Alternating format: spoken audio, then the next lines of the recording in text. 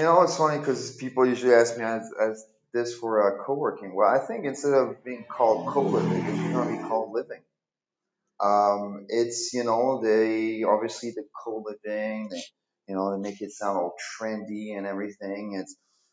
I think it's just a representation of where we're going as a people, as a species. Is like the young people out there, they're just kind of realizing, almost instinctively that we're moving away from an economy of ownership and people are moving towards an economy of experience.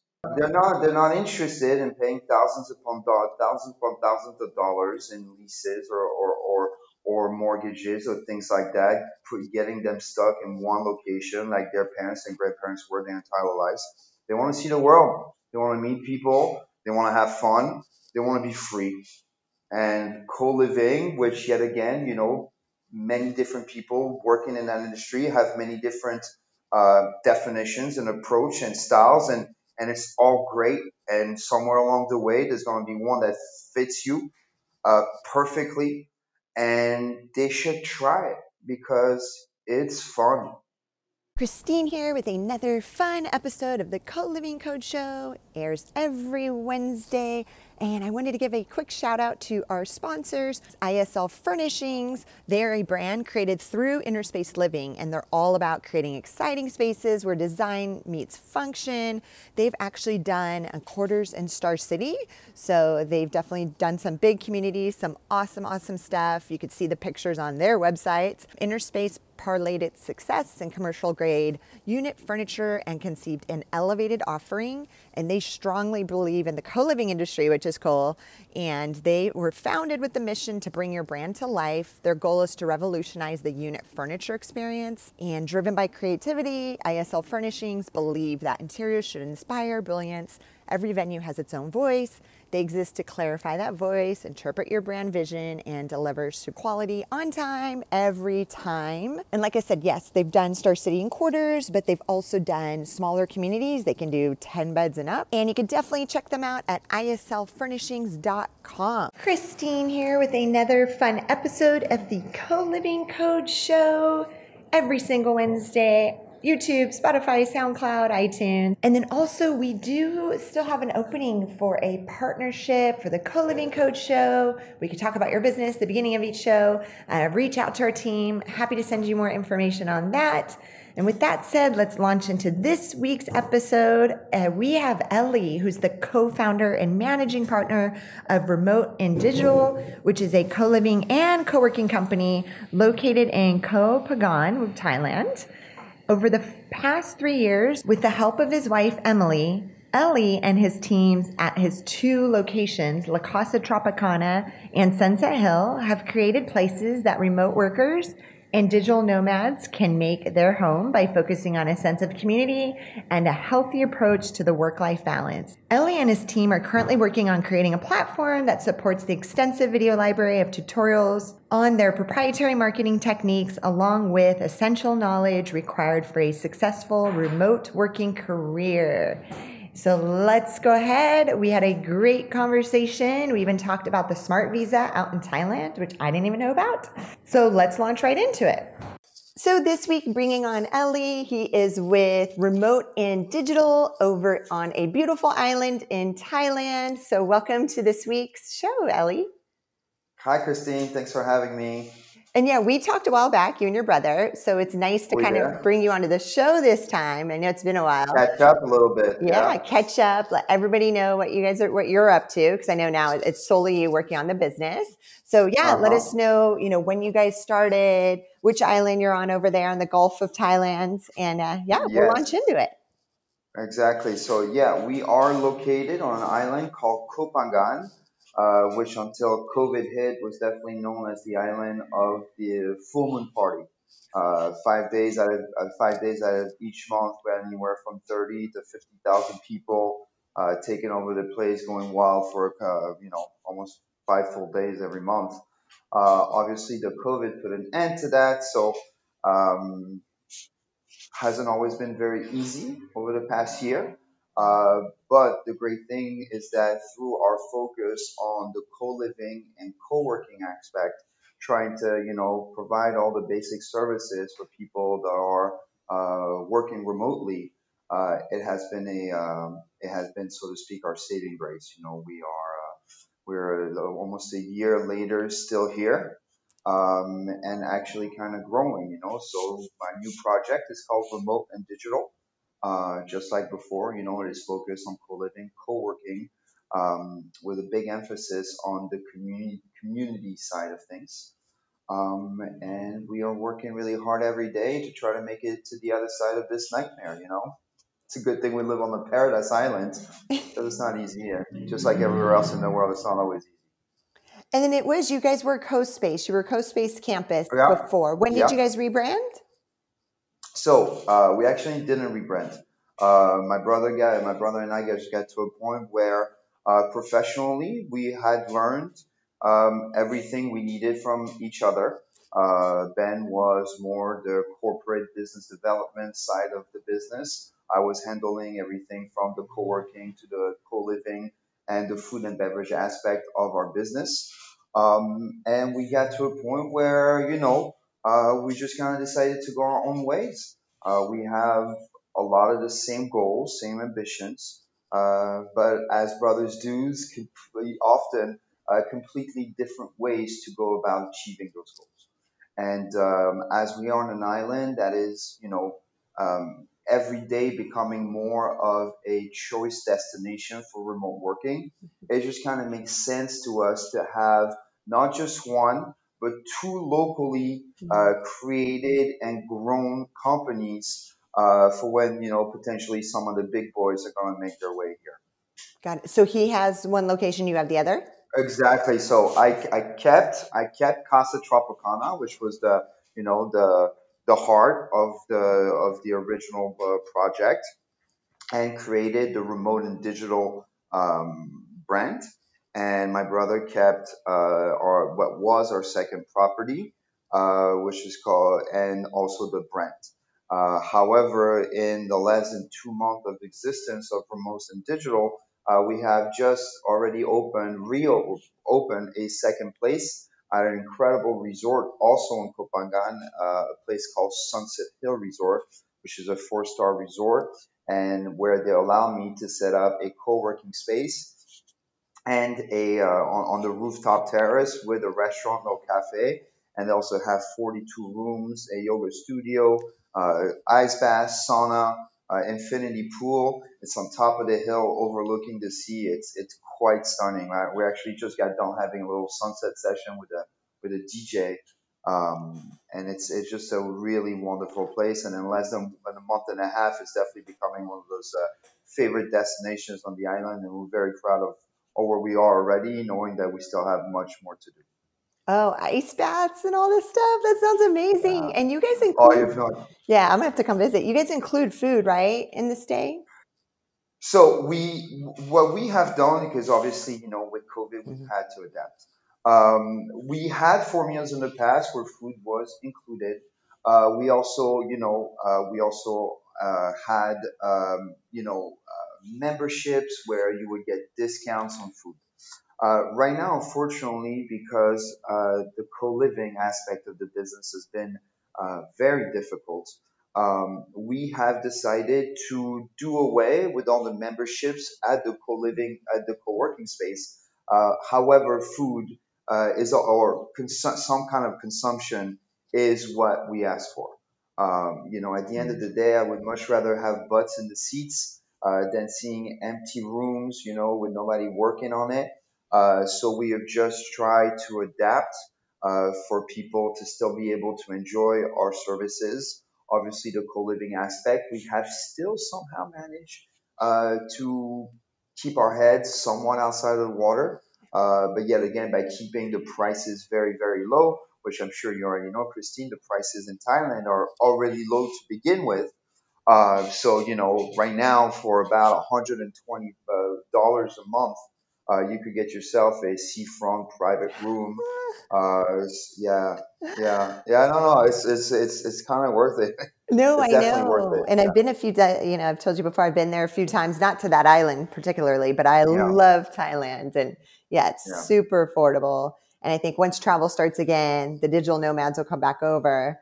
for I know sure. they're itching to do that. They're kind of bored in the Well, States now.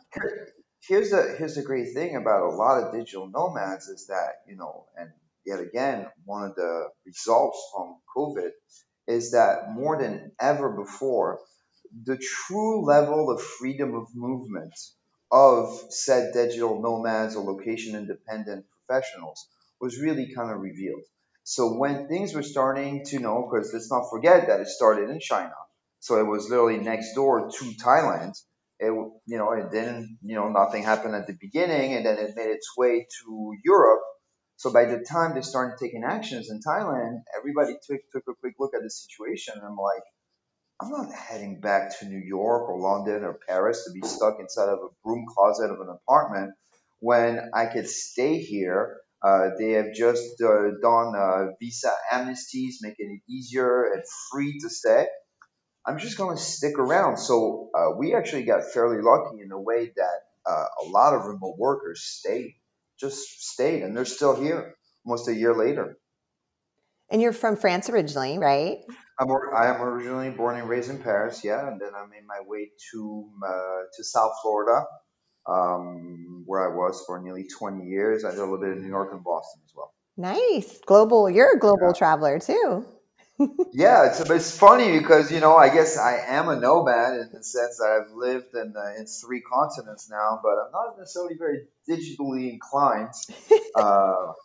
However, it is, and I was just talking about it today.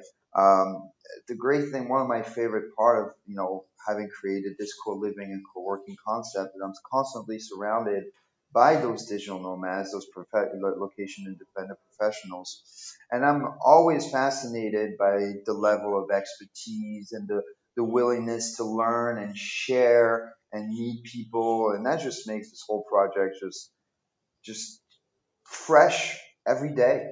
It's endlessly fascinating. It's like I said, it's not always easy, but when you're surrounded by people like that, I worked in restaurants for many years in Miami and New York.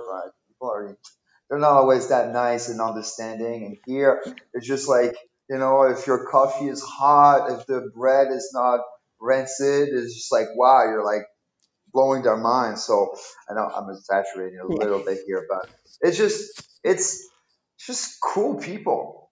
Like really, like it's easy to please, and especially when because obviously having worked in 5-star hotels and fine dining restaurants in the United States, service is a crucial part of everything we do, and it shows, and people just absolutely love it. And when you combine it with the location that we here that we in Casa Tropicana is literally on the water. So from the desk of from your chair at the desk, it's maybe like 10 feet before you start getting wet if you jump in there. And then at Sunset Hill, it's on top of a hill on the rooftop of the tallest building in that property. So you have like this whole kind of feel to this. It's yeah, we're quite lucky to be here. And what's your background in other than restaurant? Just So strictly restaurants? so I actually majored in biology and French literature, and yeah, I know I thought I was going to go to med school, and somewhere along in college, I just kind of really fell in love with the food and beverage industry, service industry in general. I did all different kinds of other jobs. I just really liked that. I just really enjoyed the human contact, the sociability of it.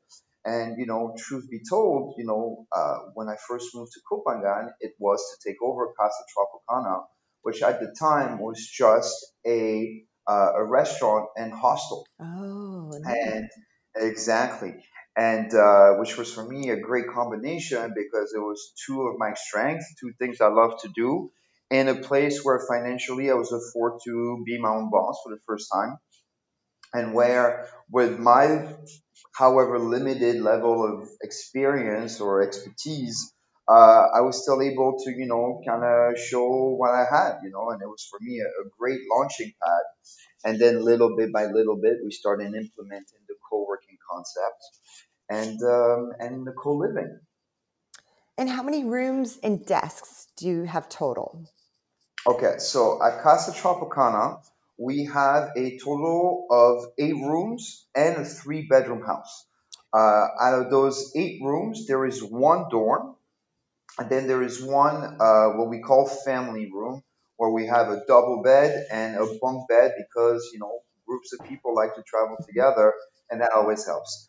The dorm serves the purpose of making our services accessible to absolutely everyone.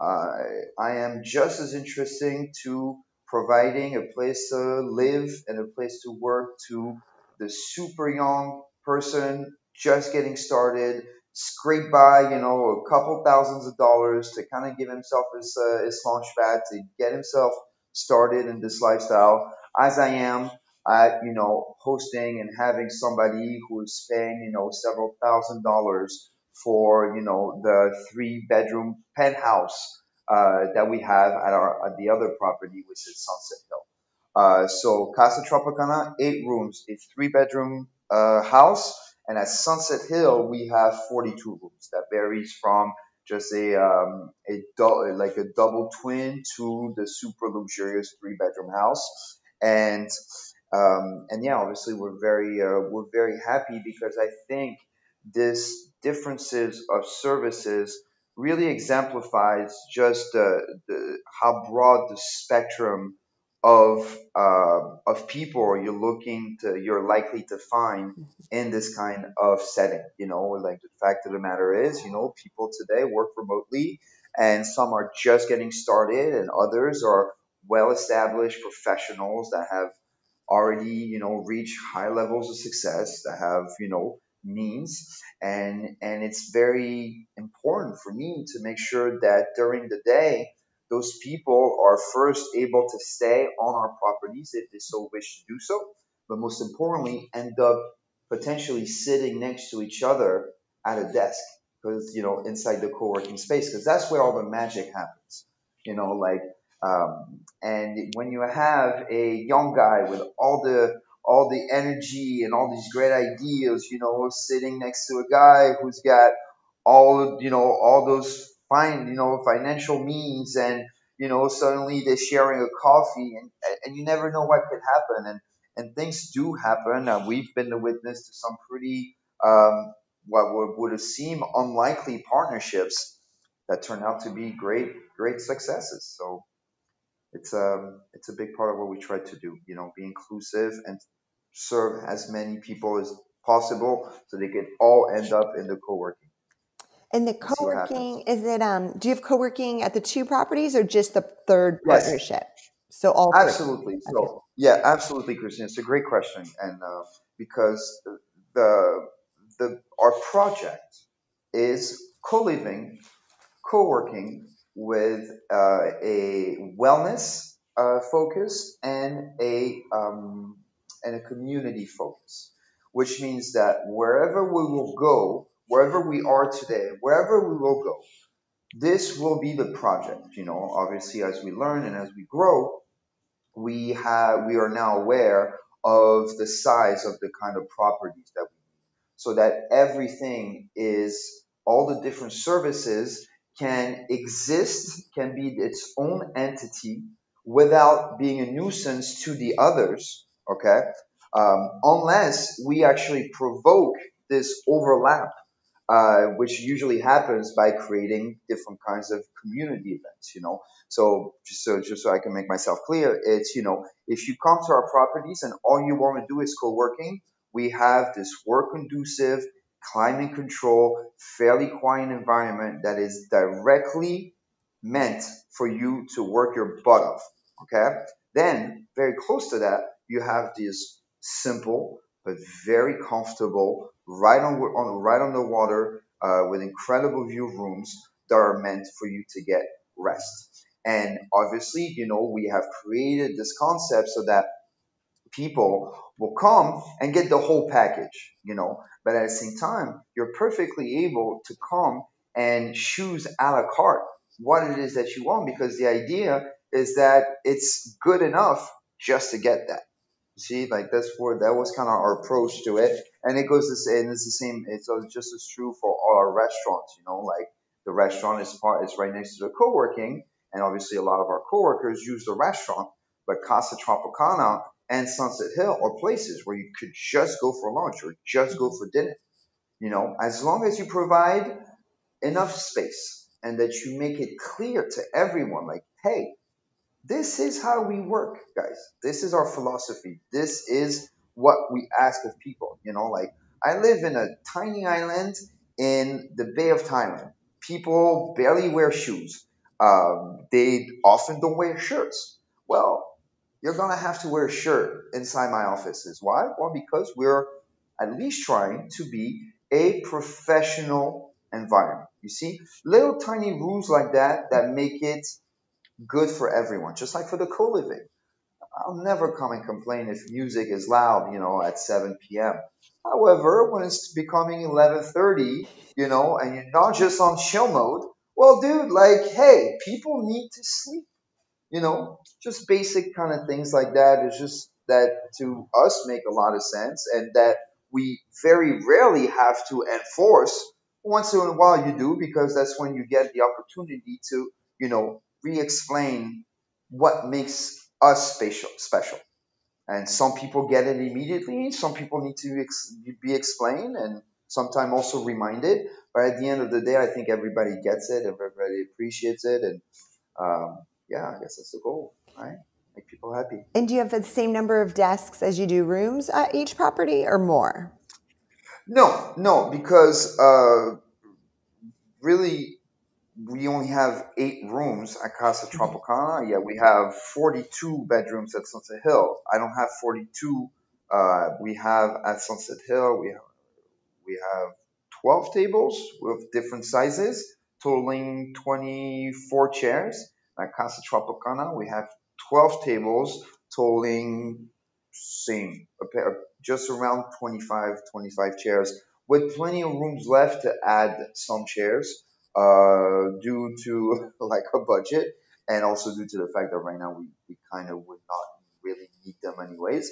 But obviously, we always kind of leave a little bit of room to for growth.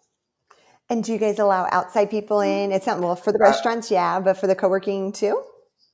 Absolutely, Cool. absolutely. And it's funny because for me, it's something that is so obvious. Just like I was telling you, with having dorms and luxury suites, we want everyone. And it's funny because one of the things I love the most about this industry is people's willingness to share. So I'm sure you've heard of a guy called Guy Pergy. Yeah. Okay, all right. Well, this guy who is, pretty much one of the references in co-living, will pick up his phone, just some random, I had the opportunity to speak to him for many times. So and always has great advice. So I've gotten to talk to a lot of different people. And it's funny because, like, there's a lot of what I consider purists when it comes to the co-living, which they want people that stay for the long term, like, here we want everyone. You could stay one day, you could stay one week, you could stay one month, you could stay forever. Um, as long as you stay. Because here's one thing that I do disagree on, or at least that I think what makes letting people from the outside come in makes exciting. Is that it provides changes. It's nice to live next to people next for like 3 or 6 months, but you know what's really great?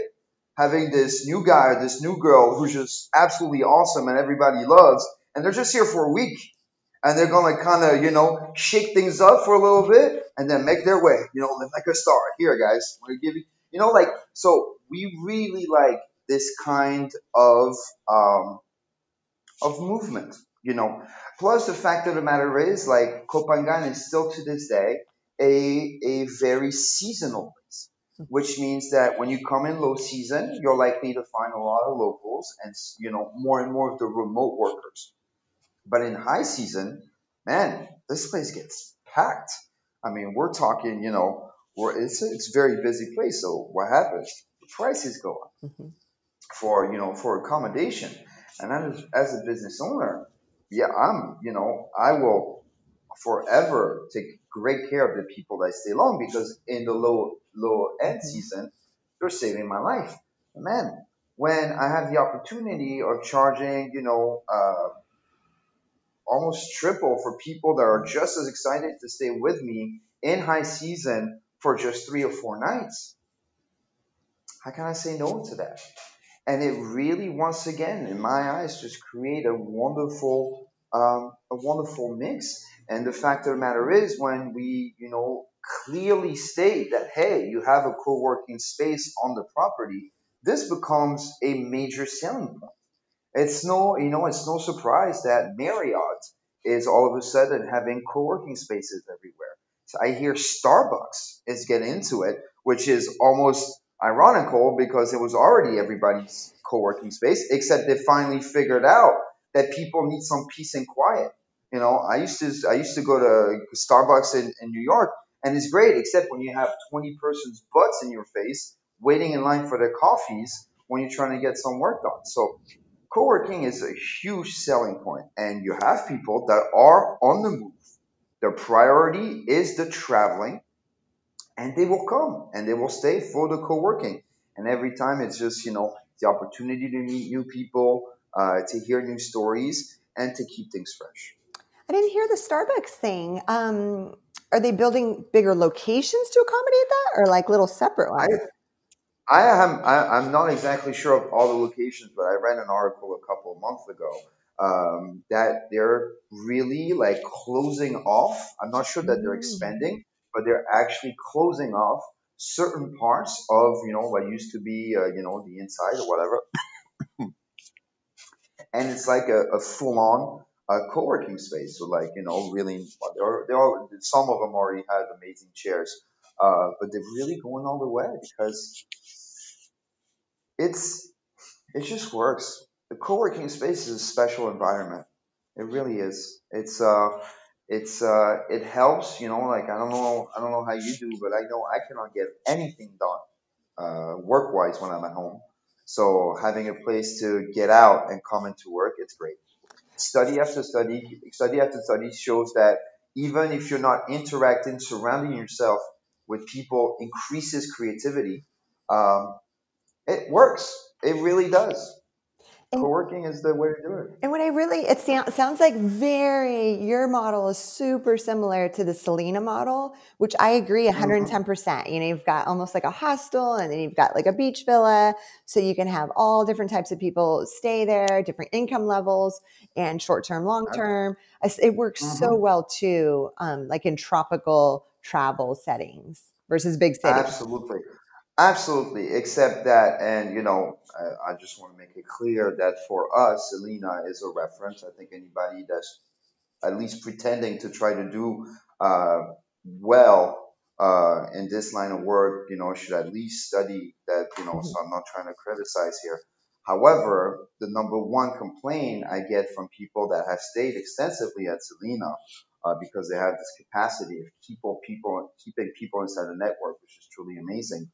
A lot of them will tell you that unfortunately, somewhere along the way, the co-working space has lost that central role. Mm. I've heard a lot of complaints that people will be in the co-working space is because Selena has figured out that there's more money in in selling a bunch of shots to people wilding out by the pool, which is right next. No, it's true, which is right next to the co-working space. Well, unfortunately, what was given the priority at one point, somewhere along the way, lost it. And you see, this is definitely a mistake, if you want to call, that we don't intend on doing because our secret, our so-called success at this point, because truth be told, like we're surviving almost, is based on having identified the simple fact that you could do it all inside of a property. You just need to give each activity space to do it properly. That's it. And when you start cramming when you start giving, a little bit of difference to one or the other, you end up losing some of the magic. And that, yet again, that's why we stay very focused on making sure that each and every one of our revenue stream of our services is giving the complete and total dedication it deserves, while at the same time, compared to some other people, uh, we remain a lot more, how would I go about saying that? A lot more accommodating, willing to compromise, because we understand that if we're willing to compromise, like, we don't need people to stay here for 3 months minimum. We don't, like, it's just, we're not purists. We're not purists. We just want each services to be offered at the highest level, and we still manage to do that, and it's working out for us okay. And so, and that's, yeah, no, Selena, we'll have to bring them back on. It's been a while. So Yeah. what are some favorite brands, like anywhere in the world, co-living brands for you? Well, I mean, obviously, Selena is the one that you would think about first. Truth be told, I never even stayed at one of their property. And the one that I'm the most familiar with, because I had the chance to meet their CEO and several of their, top execs, is Outpost, Oh, really? which comes from, David and Riku and some of their other team are people that I've gotten to meet. Riku in particular, super nice guy. Um, so that's definitely for us a model to follow. Like they're doing it well, And I know that they're slowly but surely they're getting settled in Thailand as well. While they were just in Bali and Cambodia prior to this. But just like us, they're just they're figuring out that Thailand is really, really making strides when it comes to the remote working world. They just came out with a new version of the Smart Visa, which isn't officially, but is definitely aimed at attracting more digital nomads. And yeah, so I would have to mention Outpost, but yet again, like a big part of what we try to do, because my background is in restaurant and hotels. Before we got started with, doing co-working and co-living, what we did is we did extensive research, both on all the other competitors or other companies around the world, and also we learned from all the co-workers that were coming. Because at the end of the day, call it co-living, call it co-working, call it hotel, call it restaurant, call it whatever you want. The purpose should be to provide these people the absolute best experience that you possibly can. And one of our great strengths is we are not competing uh, with co-working spaces that invest $1.5 million in a designer and then triple that in equipment and furniture and things like that. Um, we have something that is very simple, something that is very homey, you know, somewhere you can call home. Our goal is to provide a great co-living, co-working experience, so that people can feel home. And hopefully, again, through the experience of a community, get to meet friends, get to share things professionally. Hey, hopefully meet, a love interest. We had a couple of couples that were formed here. Um, just, just feel home. That's what we wanted. And so, two quick questions. Well, David came on the show last week, so that's Yeah. ironic. Oh, Yeah, really? he did. He did. It's Tell ironic him I you said bring him what's up. up. Yeah, Yeah. that's Yeah, you cool. love my quesadillas. Yeah, super Ah, nice guy. nice. Yeah, yeah, super. Well, yet again, I mentioned that earlier. Like, usually this is the kind of people that you come Yeah. across. Like, well, I'm a small business owner trying to do my thing in the middle of nowhere, and I'm dealing with people that have, Wall Street experience. Working, I don't know if it was Lehman Brothers or Goldman Sachs, and they're just confident, coolest guy, great energy, great love for the industry. It's yeah, it's just like Guy. Like there's some people that are like, "Man, I'm not quite sure why they're talking to me. Like feels like I should be paying for this." And they're just, yeah, they'll pick up the phone and answer an email. David actually came to Koh Phangan and stayed with us.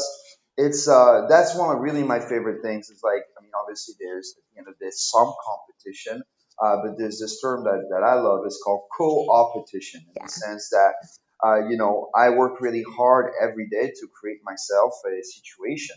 But my very number one goal is to further cement Koh Phangan's reputation as a top worldwide destination for remote working. Because it doesn't matter if Selena or Outpost or Outside or whoever else comes to Koh Phangan. If Koh Phangan is not number one on the list of places to go remote working, which it was in Nomad list back in February of 2020, I actually wrote a blog about this. It's not going to be enough room. We're talking about a market that is already grossly underserved, where it is very likely that millions upon millions of people are about to start running to because they have either, well, they've most of them have actually been forced to work remotely. You have companies that are pure spite, or call it company culture or whatever BS you want to put that on. Uh, they just would have never let people work remotely. They wanted you to be here from 9 to 5. They want to see you miserable, whatever it is. Well, they also figured out that, hey, wow, productivity is staying high, and now we don't have to spend ludicrous amounts of money on real estate to force people to be stuck in traffic or take 2 hours of train or subway. And no, the whole thing works. So, I'm more bullish than ever on the future of remote working and location independence. So, if we keep doing what we're doing in Koh Phangan, hey, tell all the big boys I said hello, and we'll welcome them because it's a great place, and the market is about to explode here. The visa, I'm certain of it. yeah, talk about the smart visa real quick. I haven't heard about that. Yeah. So the Smart Visa is actually a governmental initiative that was created, I believe, 4 years ago. It stands for something specific, like each letter. I'm not going to believe. I'm not going to remember exactly what. But the purpose of it was to start facilitate bringing in talent and investment to Thailand. Um, and it basically, what it does is that if you do a certain type of activities, like for example, I have what's called a smart company. We qualified under the startup. Okay. But if you do any kind of technological or medical research, if you had large sums of investment to bring in for real estate, wellness, there's a lot of specific things. If it is what you do and you provide them, the proper business models, and that you show them that, hey, you're going to bring in good employees and you're going to implement some technological systems to that, then you could qualify to it. And the funny thing is that, as cool as it sounds as it was, it didn't receive a lot of applications either, which we actually don't tell anyone, but we actually kind of benefited from that because they were at a point like, why is nobody, applying for this? So they actually went the other route. It's like made it super easy for a while. They're so happy with, the renewed interest that, and they're also kind of catching up on the fact that, hey, uh, digital nomads are not going anywhere. Okay, so instead of not doing anything, because it's not like they were making it hard, it's like they weren't doing anything to make it easy. They're starting to look around. They're seeing that Estonia now has a digital nomad visa. I saw Barbados. I hear Bali.